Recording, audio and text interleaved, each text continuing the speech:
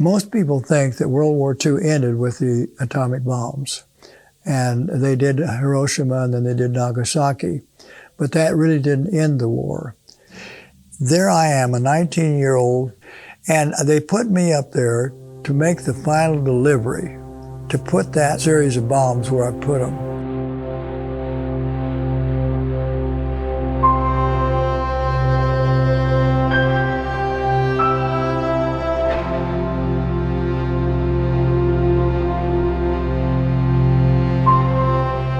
The war started in Europe in 1939, and so I was mesmerized by it from the beginning. I took the September 1, 1939 newspaper and wrapped it up, which talked about Germany's invasion of Poland.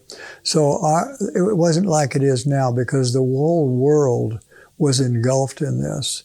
And when you say a nation at war, we were a nation at war. That's not true today. We have some people who are going to war, some who are suffering, but for most people, it's the furthest thing from their mind. And so in that time, it was totally different. So we were immersed in it. So when I was in high school, I came from Wichita, which was an aviation town, and flying was big in our era and in our culture.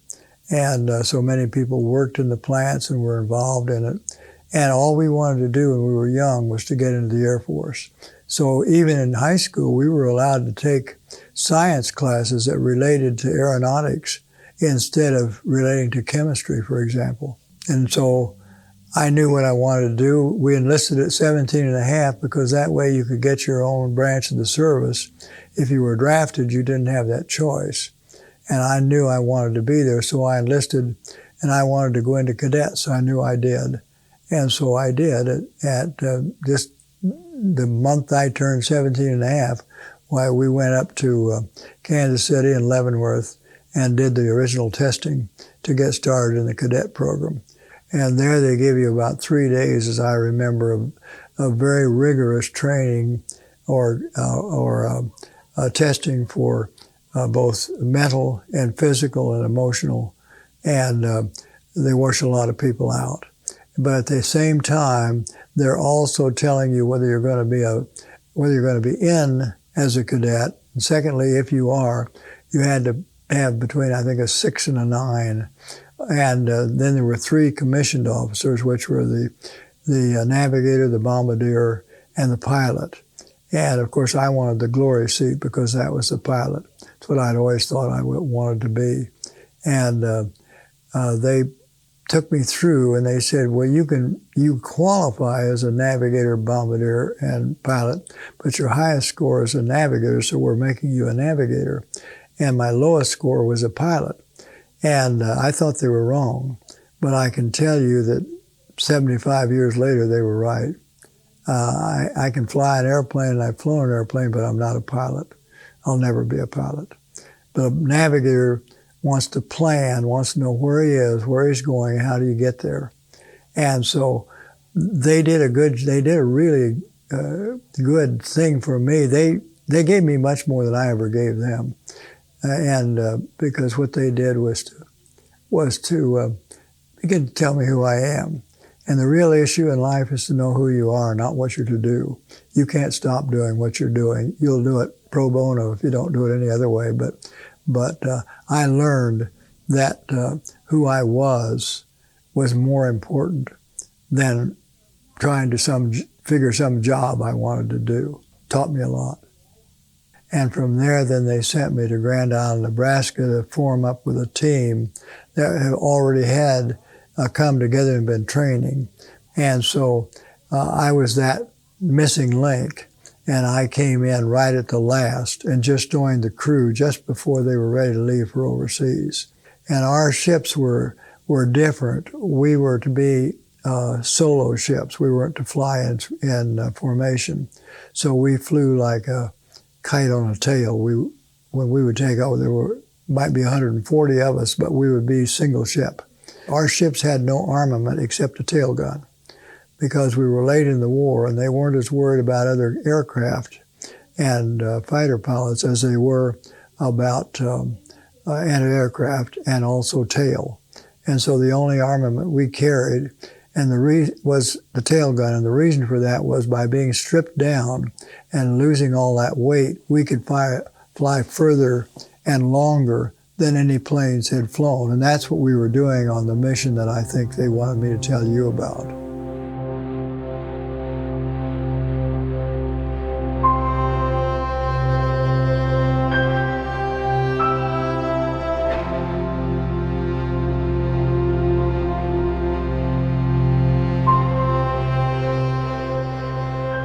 Most people think that World War II ended with the atomic bombs.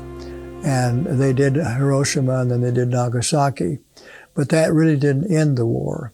And that's not generally known. And it wasn't known then, and I didn't know it. Until years later, I didn't recognize the significance of what had happened.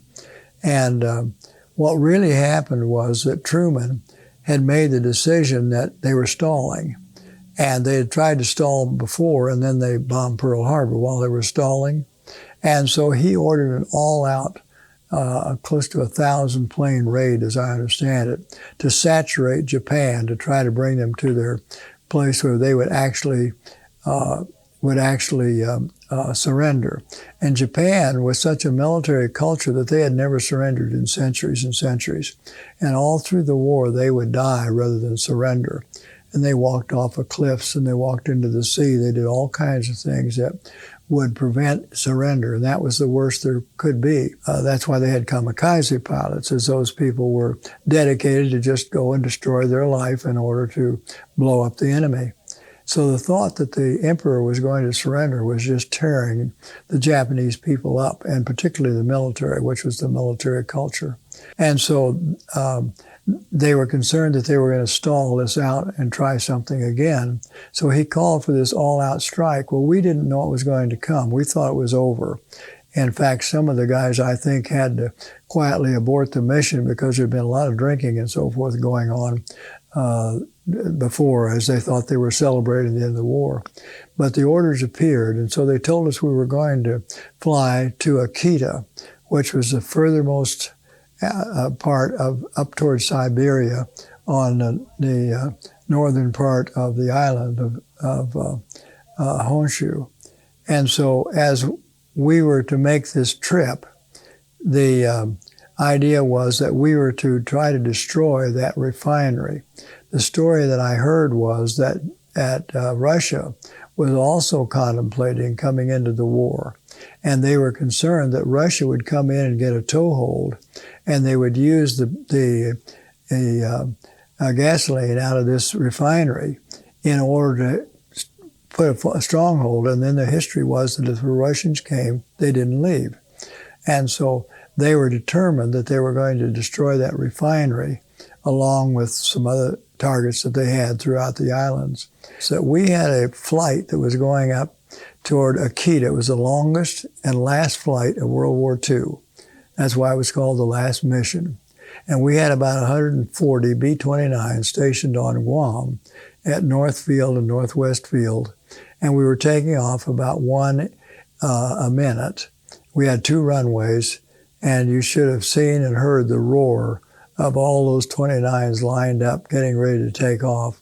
And so as we took off and began to fly, we went up, hit the coastline, and our general arrangement was that as the radar navigator bombardier, my job was to aid the navigator and aid the bombardier and bring this thing together and then take control of the plane for the last few minutes of the flight. We would initially stage at an initial point, and then we would go to the target. And when I took over the plane, which I could do by my instrument, I'd take over the plane. We had to take control because you couldn't vary as you got on this final approach to the target. You wanted to be sure that you were getting the right angle, the right speed, the right everything, so that your bomb was going to go where you thought it was going to go. But then as you went over the refinery, the other danger was that the refinery fire would become so hot that the thermals would just almost wreck a plane. And so on that last mission, I could tell the pilot was very skeptical about even entering over that inferno that was going on, because you had a whole, because we weren't the first plane. And so we had a whole inferno going on. And as those fires came up, it just blew us all around. But we did go through, we went on through, and after we went through, then we headed back home. And on the way back home, we got the word that the war was over. They had told us that they would send out a signal. And so that's a whole nother story. But as the elation that went on when they told us the war was over, and the radio operator got the message, and we were ecstatic, of course, after all those months and years of training and war, that it truly was over. And when we landed, there was a party like you can't believe it. We got restricted to the base for days.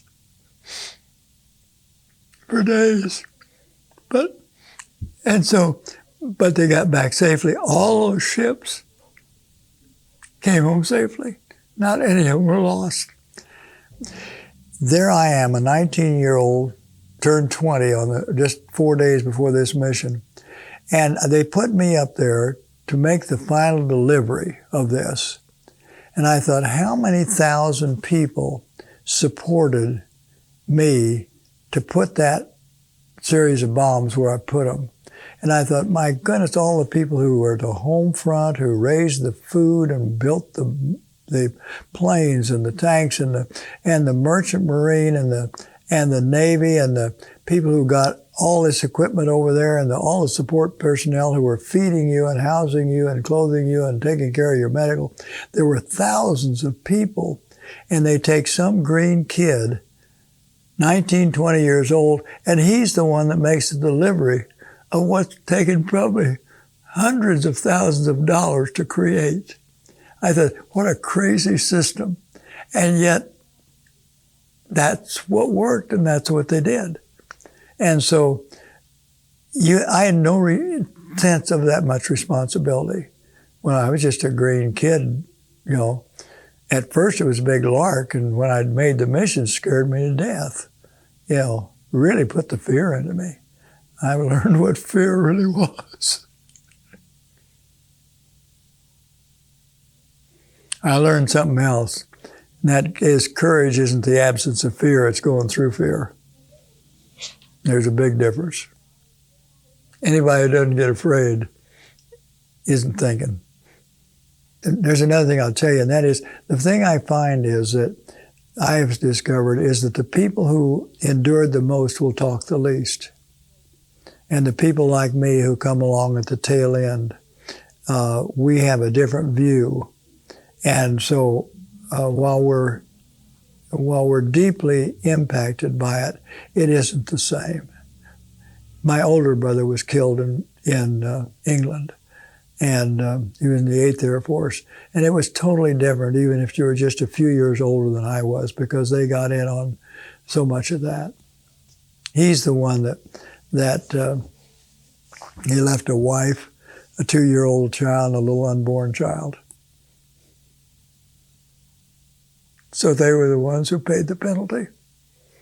Really, I came home and they gave me the GI Bill, and I thought, I got so much more out of the service than it ever got out of me.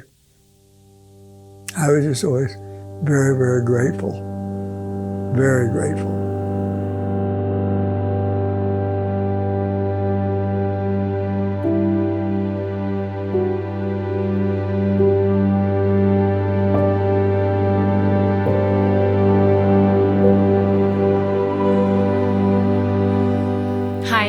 With Memoirs of World War II. Thank you for watching this episode of our series, Conversations with a Veteran. We are dedicated to reaching as many World War II veterans as we can before they are no longer with us, but we cannot do it alone. If you'd like to help us in this mission, consider supporting us on Patreon and visit memoirsofworldwar2.com for more information. If you haven't already, be sure to subscribe to our channel and check out our short film series where we feature a different veteran story every month. In these short documentaries, you get to hear from the veterans themselves in an emotional and visceral way, seeing the sights and hearing the sounds that they experienced as they fought to bring an end to the greatest conflict that the world has ever seen. Again, thank you for watching and sharing these videos, and thank you for your support.